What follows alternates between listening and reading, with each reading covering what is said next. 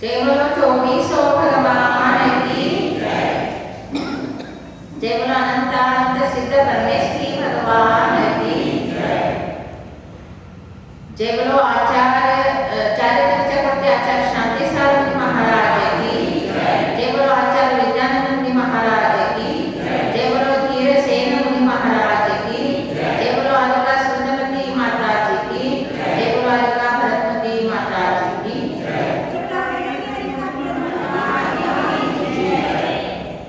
वंदितु सौवसिद्धे धुमचल मनोवमंगलिं पत्ते ओच्छामि समयमाहुरमि नमो सुदकेवलीभनिदं सुदकेवलीभनिदं सुदकेवलीभनिदं।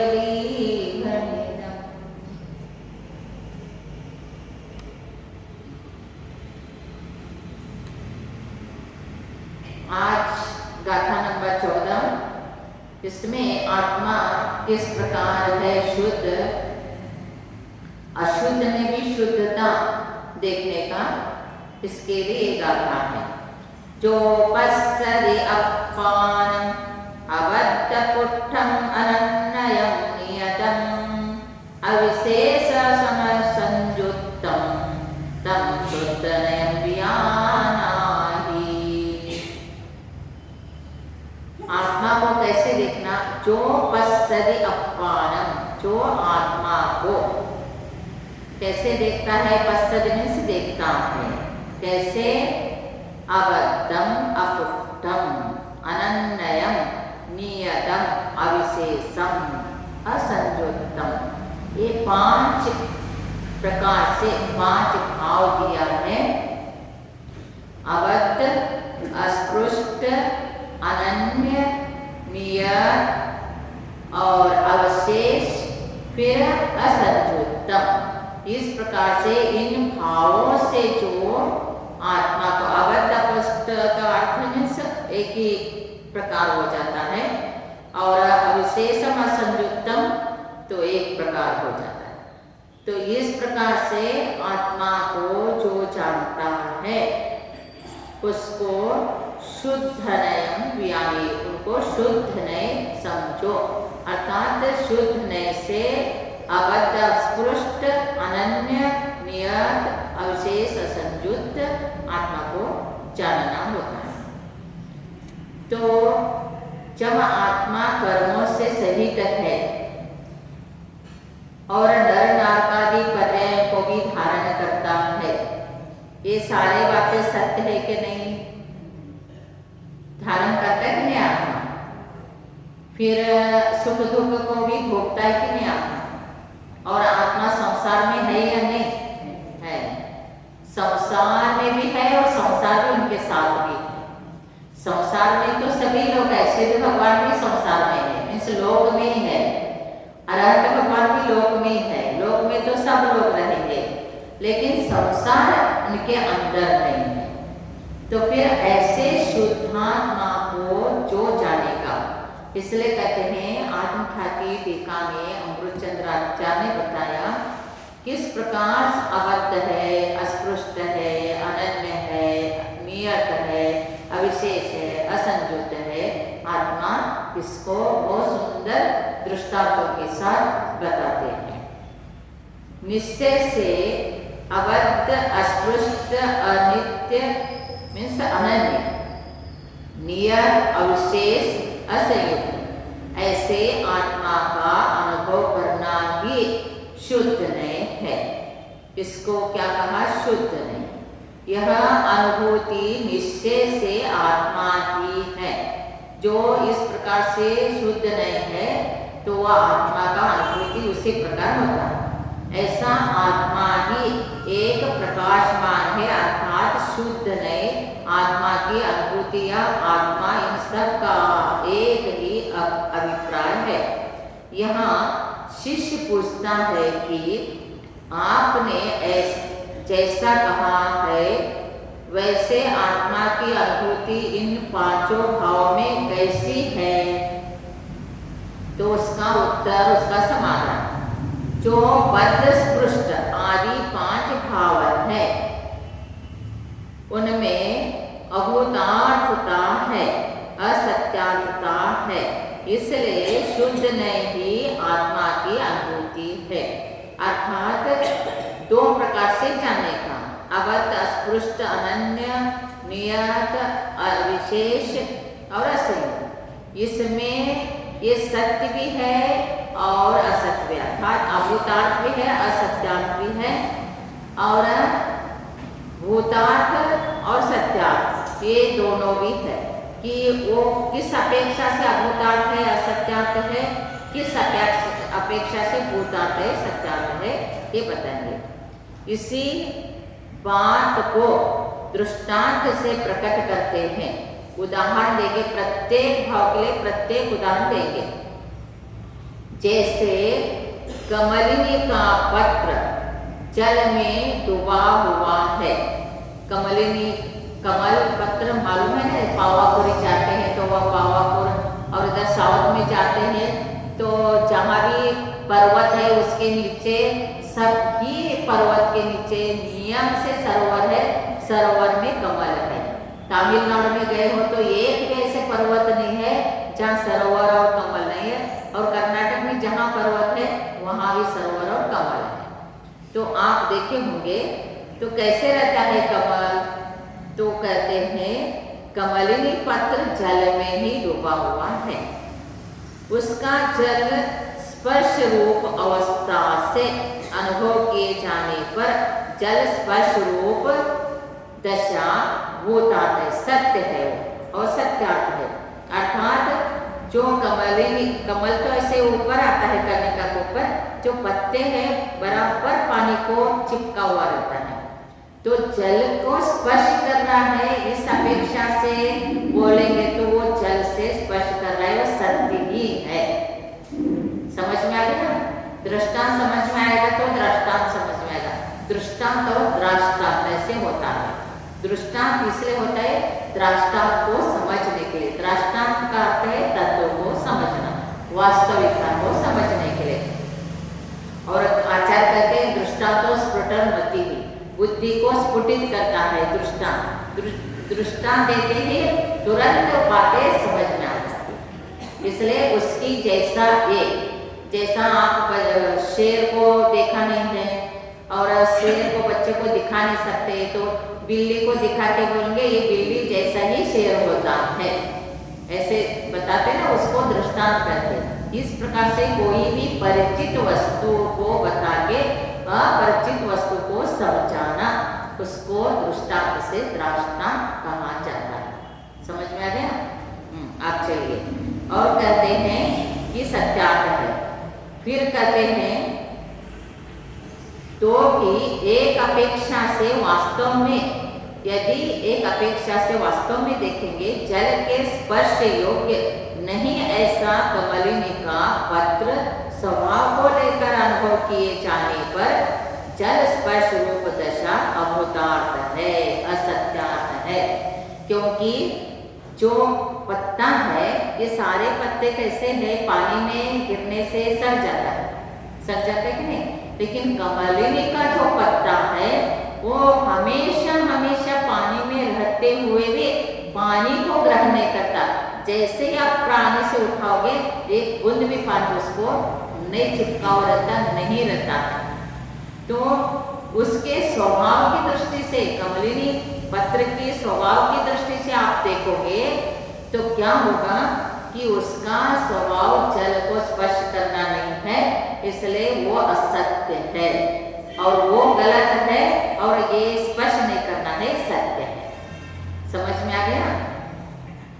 अर्थात उसके स्वभाव को देखेंगे तो वो जल को लेता ही नहीं, जैसे ही उठाया पानी में से वो एक बूंद भी उसके साथ पानी में, और जैसा पानी को स्पर्श कर रहा है ये सही है तो वो सत्य है।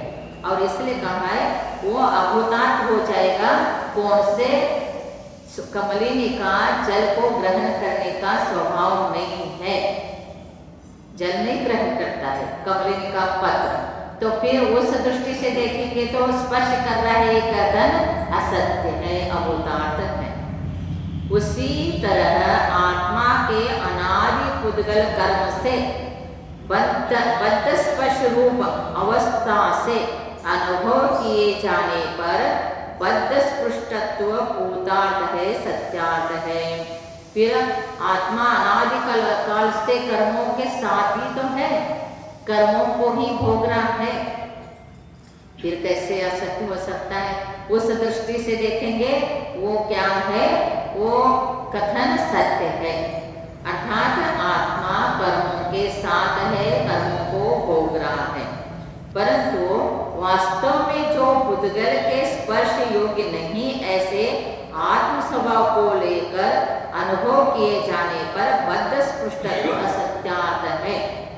तो आत्मा का स्वभाव कर्मों से चिपकना नहीं, अर्थात कर्मों को अंदर लेना ही नहीं, साथ में है ठीक है, उसके अधीन हुए हैं इसलिए कर्मों को फल भोग रहा है, लेकिन आत्मा का स्वभाव कर्मों का भोगना नहीं है, कर्मों का बंद करना नहीं है।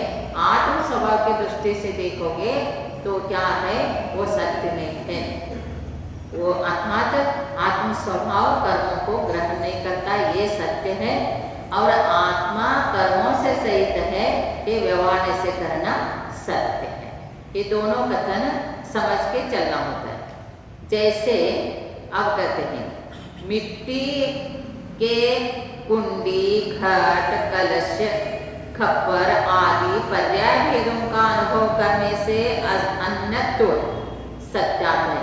ये मिट्टी का एक चीज कितने एक घटा बना, फिर उसके घट अलग है, सपोर अलग है, फिर और कुंडी बनता है, गमला ये अलग है, ये सारे अन्य तो आ गए ना, अलग अलग अलग है। लेकिन इसमें तुमको इसमें बहुत जल्दी समझ में आएगा, क्योंकि ये इसमें तो पर्याय के भेद रूप नहीं होते हुए एक मिट्टी के स्वभाव को अनुभव करने से यह पर्याय भेद अभूतार्थ है। फिर पर्याय को देखेंगे तो ये सत्य है, ये अलग है, वो अलग है, वो अलग, सपोर अलग है, कुंडे अलग है, मिस गमला अलग है, कलश अलग है, घड़ा अलग है, ये तो सत्य है।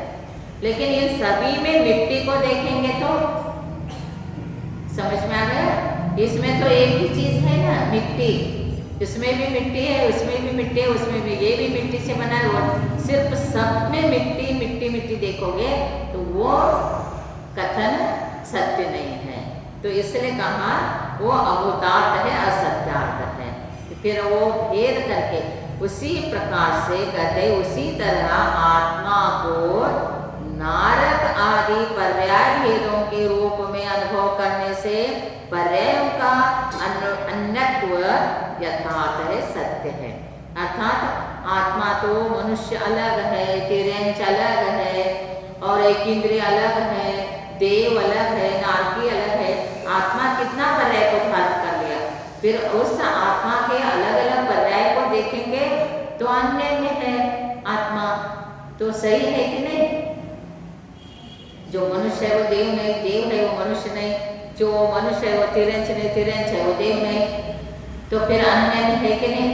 फिर ये सब अन्य है, इसलिए अन्य जो है कथन करना सत्य है।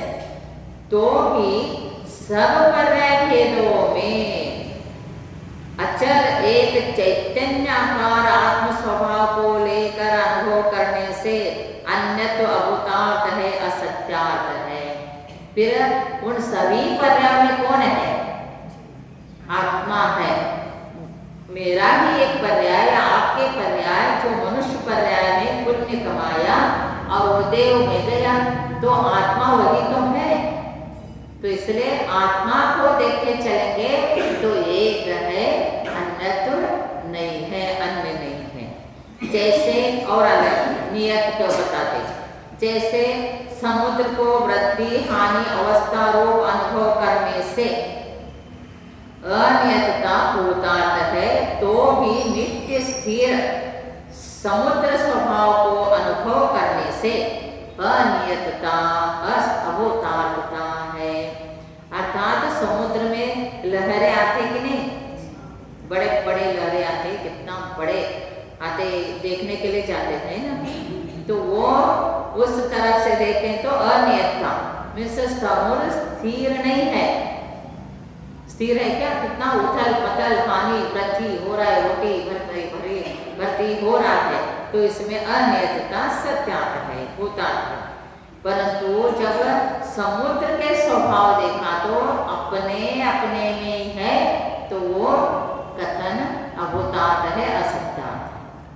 अर्थात समुद्र का जल जो है वही है, जितना है उतना ही उसमें है। तो समुद्र के स्वभाव को देखेंगे तो ये कथन जो अनियत बोल रहे हैं वो कथन गलत होगा, नियत ही है वो। इसलिए वो यदि वो नियत नहीं होता उसके स्वभाव से, तो पानी तो कितने नदियों के पानी उसमें जाके बहता है। थोड़ा भी नदी में ज्यादा पानी आ गए तो वो अपना पात्र छोड़ के बाहर आ जाता है, गांव में घुस जाता है। फिर समुद्र में इतने सारे नदियां, प्रत्येक साल में कितने सारे नदियां महापूर बन के चले जाते हैं, तो भी समुद्र अपना मर्यादा को नहीं उल्लंघन करता है, अपने मर्यादा में रहता है। मर्यादा को उल्लंघन करेगा तो क्या होगा, पता चल गया। तो कहने का तात्पर्य, इसलिए उसके स्वभाव की दृष्टि से देखा जाए तो वो अपना मर्यादा को उल्लंघन नहीं करेगा। भले उसके ऊपर लहर आ रही जा रही, वो सब ओटी होता है, भर्ती होता है। जो शुक्ल पक्ष आएगा तो समुद्र ऐसे बड़ा फैलता भी जितना है उसी के एरिया में, और वो ऊपर ऊपर ऊपर उठता है। और फिर कृष्ण पक्ष शुरू हो गए तो धीरे धीरे एक एक कला में एक कम होते होते बहुत समुद्र ऐसे ही प्लेन और अंदर जाया हुआ दिखता है। तो इसलिए अपने इतना ओटी भर्ती होते रहे, वृद्धि हानि होते रहे, लेकिन समुद्र अपना स्वभाव को नहीं छोड़ता। उसी प्रकार से नियत रूप से देखेंगे तो आत्मा का स्वभाव तो कितना भी पर्याय धारण करे, कितना भी सब अल्लोल कल्लोल उत्पन्न हो जाए, तो भी आत्मा अपना स्वभाव को नहीं छोड़ता। जैसे स्वर्ण का चिकना, भारी और पीला आदि ये अविशेष के बता रहे हैं। आदि गुण रूप भेदों से अनुभव करने पर विशेषता सत्यार्थ है। तो भी जिसमें सब विशेष विलय हो गए हैं, ऐसे सुवर्ण स्वभाव को लेकर अनुभव करने से विशेषता अभूतार्थ है, असत्यार्थ है। उसमें तो आप बोलेंगे सोना है, सोना पीला है, सोना चिकना है, सोना कितना भारी, सब धातुओं में भारी धातु कोई है तो सोना भारी होता है। तो फिर भारी इसको देखेंगे तो अलग अलग है, तो इसमें विशेषता है। लेकिन इन सभी को एक रूप में सोना देख रहे हैं तो विशेषता कुछ नहीं है, उसमें अविशेषता है। तो इसलिए ऐसे सोना का अनुभव करना होता है। उसी तरह आत्मा का ज्ञान, दर्शन, चारित्र, गुण रूप भेदों से अनुभव करने पर आत्मा भिन्न भिन्न दिखेगा, उसमें विशेषता दिखेंगे, वो भूतार्थ होगा, सत्यार्थ होगा। परंतु जिसमें सब विशेष विलय हो गए हैं, ऐसे चैतन्य मात्र आत्म स्वभाव को लेकर अनुभव करने से विशेषता क्या है, अभूतार्थ है, असत्यार्थ का है, उसमें विशेषता है ही नहीं, अविशेष है, अखंड। आपको बताना आत्मा का स्वभाव जो है जैसा है वैसा ही अनुभव करेंगे तो आनंद आएगा। आत्मा को जानने के लिए दर्शनमय है, चारित्रवान है, ज्ञानवान है, ज्ञान दर्शन चारित्र जिसमें है वो आत्मा है, ऐसे कथन करो, आत्मा को समझो, कोई बात नहीं। और सोना का लक्षण बताना होगा तो सोना का लक्षण बताते समय क्या बताना होगा, जो पीला है, जो चमक है, जो भारी है, जिसके अंदर चिकना बना है, वो सोना है। फिर पीला जो है वो सोना नहीं हो सकता है, लेकिन चिकना बना, भारी बना, उसके अंदर जो गुण है वो कभी खत्म नहीं होता। तो इसलिए जो भी ऑर्नामेंट्स आर्टिफिशियल जो बेल्टेक्स का आ गया वो सोने के जैसा लगता है। सुवर्ण लक्षण रहता है, सुवर्णवत अवभाषा माना सुवर्णाभाषा, और सोने का लक्षण नहीं है लेकिन सोना जैसा दिखता है। तो वो सुवर्णाभास है, सोना नहीं है। और जिसके अंदर सोना है वो तो ओरिजिनल है, कहीं भी रहने तो वो सोना सोना ही रहता है। वैसे ही किसी भी प्रकार से आप आत्मा को देखेंगे तो उसको आत्मा उसको आत्मा कहे तो भी वास्तविक आत्मा का स्वभाव को देख के चलेंगे। आत्मा कहीं भी रहे, नर नारकादि पर्याय में भी रहे तो भी आत्मा शुद्ध आत्मा है। मिथ्या तो अवस्था में रहे तो भी आत्मा शुद्ध है, सम्यक दर्शन अवस्था में रहे तो भी आत्मा शुद्ध है, नरक में गए तो भी आत्मा शुद्ध है, स्वर्ग में गए तो भी आत्मा शुद्ध है। शुद्ध नहीं से आत्मा हमेशा शुद्ध है, इसलिए एक दिन शुद्ध होकर मोक्ष जाता है। यदि आत्मा अशुद्ध होगा तो कभी शुद्ध होगा ही नहीं। इसलिए अखंड आत्मा का अनुभव करते समय ज्ञान दर्शन चारित्रमय आत्मा को अनुभव करना चाहिए। उनसे भिन्न समझने के लिए सिर्फ व्यवहार से जानना। तो ऐसे चैतन्य मात्र स्वभाव का अनुभव करने से अवतार असत्य। जैसे अब कहते हैं संयोग, अग्नि के निमित्त से उत्पन्न उष्णता से मिले हुए जल की तप्त रूप अवस्था का अनुभव करने से जल में क्या है, उष्णता की संयुक्तता भूतार्थ है, सत्यार्थ है। अर्थात जल गर्म हुआ है, ये सत्य है कि नहीं? गर्म किया ना अपने अग्नि के ऊपर रखे, चूल्हा के ऊपर रखे, तो जब आप अग्नि का संयोग हो गया तो जल गर्म है, तो उस दृष्टि से आप देखेंगे, उस दृष्टि से आप देखेंगे तो जल गर्म है, वो सत्य है, भूतार्थ है, सत्यार्थ। परंतु वास्तव में शीतल स्वभाव को लेकर जब अनुभव करोगे तो वो संयुक्तता उसके साथ है ही नहीं, वो अभूतार्थ है, असत्यार्थ है। क्योंकि आत्मा जल जो है गर्म हुआ है, उस टाइम में भी अपना शीतलता को छोड़ा नहीं। जब इतना आप हाथ डालोगे तो आपका हाथ जलाएगा, जल जाएगा हाथ, तो आप क्या बोलोगे, गर्म है पानी, इसका अग्नि का संयोग हुआ है, ये सत्य है। परंतु उबाला हुआ पानी में हाथ डालने से हाथ जल जाता है तो गर्म है पानी।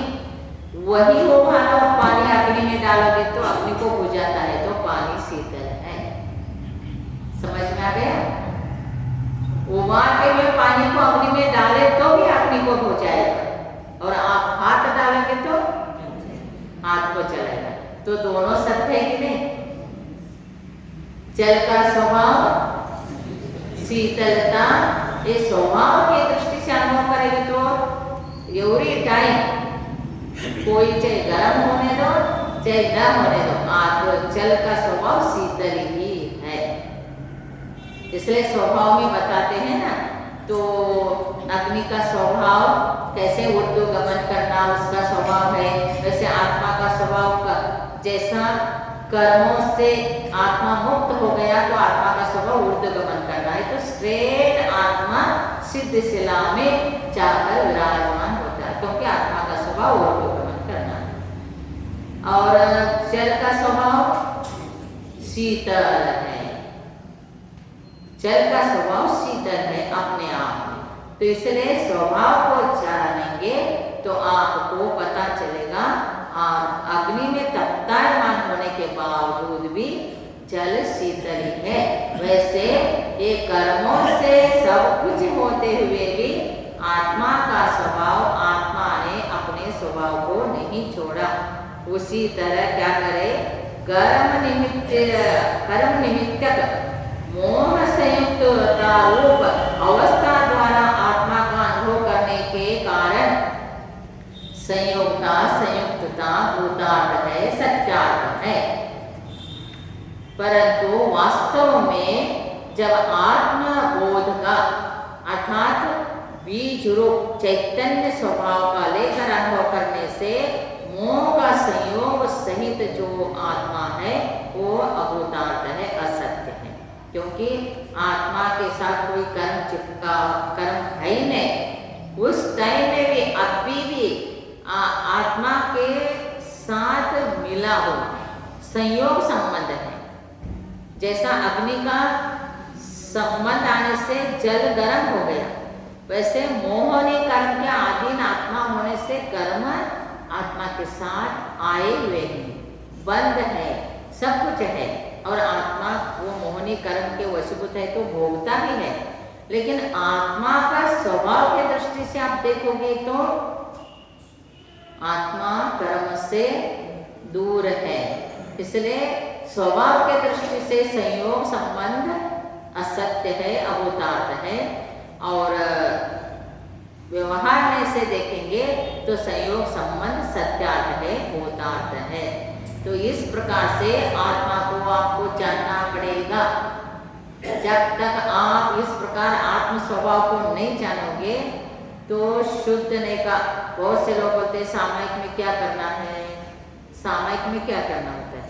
पहला जब आप आरंभ क्रिया करते, सुबह से लेके शाम तक खाना खाते, नाश्ता करते, हमारे यहाँ शास्त्र में क्या कहा है, मन वचन कार कृत कार्य तन्मोदना संरम समारंभ आरंभ। 3 को 3 से गुना करते करते 27 हो गया। 27 को 4 से गुना करेंगे तो 108 हो गया। 108 कर्म का बंध प्रत्येक समय में। ये तो 60 कर्म आते हैं प्रत्येक समय के भाव से, वो अलग है। पाप जो बंद हो रहा है आरंभ क्रिया से, वो 108 प्रकार का हो रहा है। तो उसका दूर करने के लिए एक माला तो आपको कंपल्सरी जाप करना ही होगा। जितने बार खाना खाएंगे उतने बार माला जाप करना होगा। कितने बार खाना खाते, 2 बार तो 2 बार करना, 3 बार तो 3 बार करना। कोई 1 बार भी नहीं करता है तो पाप का संचय होता जाएगा, प्रक्षालन नहीं होगा। तो इसी प्रकार से फिर उसके बाद सामायिक करेंगे तो अपना पहला पाप का प्रक्षालन करें, फिर दिग्वंदना आदि करने के बाद, जाप करने के बाद आत्मा का विचार करना, तत्व का विचार करना। आत्मा को जो इस प्रकार नहीं जाना है तो वो आत्मा का विचार क्या करेगा, तो फिर वो क्या करेगा। तो फिर सामायिक में आपका मन नहीं लगता है तो समय शिखर जी जाने का, समोशन में अभी समोशन का वचन बोला ना, तो वैसे समोशन का तो अनुभव करने का कि हम वहाँ जा रहे हैं, मानस्तंभ का दर्शन हो गया। फिर सीढ़ियों को, सीढ़ी को 1 बाय 1 तो चढ़ना है नहीं, वहाँ पर एक्सकेलेटर यहाँ आया है ना, वो तो धीरे धीरे जाता है, लेकिन वहाँ पर विदिन सेकंड तो आप 20,000 सीढ़ी पहुँच जाते समोशन में। वो कौन जाएगा, सम्यक दृष्टि भव्य हो तो। अभव्य तो जाएगा नहीं, मिथ्या दृष्टि भी जाएगा, पिकनिक मना के आएगा। जैसा क्षेत्रों में जाके बहुत से लोग पिकनिक के लिए जाते हैं, भक्ति तो कम करते हैं, पिकनिक ज्यादा करते हैं। और कोई कोई भक्ति करने के लिए जाता है, पिकनिक नहीं मनाता। वैसे ही वह समोशन में दोनों प्रकार के जीव आते हैं, ये सब सौधर्मिक को मालूम है। इसलिए वो कुबेर ऐसे समोशन का रचना करता है कि बाबा ऐसे भी जीव आएंगे, ऐसे भी जीव आएंगे, उनके लिए मनोरंजन के लिए। और देवियों का नृत्य, नाट्यशाला, नाटक, संगीत, बाग बगीचा, गार्डन, उद्यान, पशु पक्षी सब देखते हुए वहीं पर घूमते हैं। और जो भगवान की वाणी सुनने वाले हैं वो ये देखते देखते भी, इसका भी अनुभव देखते वहाँ पहुँच जाते भगवान की समोशन में। तो वही हम सामायिक में हम ऐसे जा रहे हैं, ये देख रहे हैं, वो देख रहे हैं, नाट्यशाला देखा, फिर ये सब बाग देखता, चैत्यवन, उपवन, खाटिका भूमि, उपवन भूमि, लता भूमि, चैत्य भूमि, कल्पवृक्ष भूमि, भवन भूमि, फिर श्रीमंत भूमि में पहुंच गए। ऐसे आप करते करते कौन से भूमि में क्या क्या वर्णन है ये करेंगे तो सामायिक हो गया आपका। फिर कहीं भी नहीं जाएगा मन, न मार्केट में जाएगा, न किचन में जाएगा, न घर में जाएगा, न बाजार में जाएगा। आपका मन को इस प्रकार से पहला बिगनिंग में तो आपको आत्मा के उपयोग को, अपने उपयोग को कंट्रोल करने के लिए बाहर जो शुभ उपयोग का निमित्त है इसको आपको लेना होगा। फिर धीरे धीरे ऐसे एकाग्र होते होते वहां पहुंचने के लिए बहुत टाइम है, लेकिन जानना होगा। फिर आप जैसा परोक्ष रूप से आप शास्त्र में जो पढ़ा है वैसे अनुभव तो होगा नहीं प्रत्यक्ष में, लेकिन जो शास्त्र में हमने पढ़ा अभी जो 5 दृष्टांत के माध्यम से आत्मा का स्वरूप को बताया, वैसे हमारे आत्मा कर्म से होते भी कर्म से भिन्न है, आत्मा संसार में होते भी संसार से भिन्न है, आत्मा सुख दुख नहीं भोगता है। ऐसे आत्मा खाता नहीं पीता नहीं ये भी बताएंगे, लेकिन आप बोलेंगे खाता नहीं पीता नहीं है तो फिर क्या हो गया, फिर कौन खाता है बोलेंगे। आत्मा खाता भी है पीता भी है, जन्म भी लेता है, सब कुछ है, लेकिन किस नए से ये अनुभव करना, चिंतन करना, मनन करना, इसका नाम है सामायिक। इससे एकाग्र होना और ऐसे विचार करना, आत्म तत्व के बारे में विचार करना, तत्व के बारे में विचार करना, और समोशन में भगवान की दिव्य ध्वनि सुनना, समोशन ये सब करते रहेंगे तो ये आत्मा का रुचि पैदा हो जाएंगे। और ये कुछ नहीं करेंगे और माला लेके बैठेंगे, लेकिन ना मन लग रहा है, ना जाप हो रहा है, ना कुछ, जो रटा हुआ है मुंह से निकल रहा है और मन तो कहीं भी भटक रहा है, तो उसमें कर्मों का निर्जर भी नहीं होगा और फिर ज्ञान भी इतना विशेष नहीं होगा और फिर कर्मों का बंद ही उल्टा होगा। इसलिए थोड़ा थोड़ा अभ्यास करना चाहिए। कोई भी चीज अभ्यास से ही सिद्ध होता है, कितना भी करो। तत्व ज्ञान हमको ग्रहण ही नहीं होता, ऐसे मत कहो। तत्व ज्ञान ग्रहण होता है लेकिन अभ्यास नहीं है। क्या कहा था समय साल में, पहला ही उनको कुंद आचार्य को पहले ही मालूम है, भगवान की वाणी उन्होंने अनुभव किया है। काम भोग बंद कहा, सुधा परिचिदानुभूता काम भोग बंद कहा, एयत्तस्वलंबो नवरीन सुलभो एयत्तस्स। बताया कि नहीं गाथा में, याद है गाथा नहीं? तो बंद कथा, काम भोग बंद कथा तो सब कुछ किया है, आत्म कथा कभी सुना नहीं है, इसलिए वो कठिन लगता है। आपको कठिन नहीं लगता क्योंकि आपके फेस से पता चलता है कि खुश होके सुन रहे और ग्रहण कर रहे, समझ भी रहे, आनंद भी ले रहे, पता चलता है। तो कहने का तात्पर्य ऐसे हमेशा हमेशा हम अभ्यास करते रहेंगे तो निश्चित रूप से जड़ बुद्धि वाला भी, मंद बुद्धि वाला भी, जैसा कहा था ना, तुष्माश घोषण तो ताते केवल भया, हमारे आत्मा शुद्ध है और बुद्ध है, निरंजन स्वरूप है।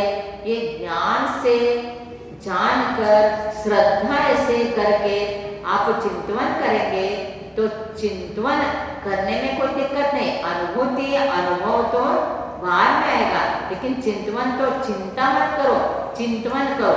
चिंता करने से नुकसान होता है, चिंतन करने से पुण्य का बल होता है। चिंता तो हर लोग करता है, हर लोग करते कि नहीं, कोई ना कोई चिंता रहता ही है, इसके बाद ये, इसके बाद ये, वैसे करे। चिंता तो सब लोगों को करने का अभ्यास है, चिंतन करने का अभ्यास नहीं। चिंतन किसका करना है? तत्व का चिंतन, आत्मा का चिंतन, शुद्ध आत्मा का चिंतन, शुद्धने से आत्मा कैसे है इसका चिंतन, अशुद्धने से आत्मा कैसे है इसका चिंतन करके शुद्ध आत्मा को प्राप्त करने के लिए कोशिश करना। जय बोलो 24 भगवान की जय। नमो हरिहंतानम, नमो सिद्धानम, नमो आर्यानम, नमो वज्रायानम, नमो लोके सौवसाहुनम। जय बोलो आदिनाथ भगवान की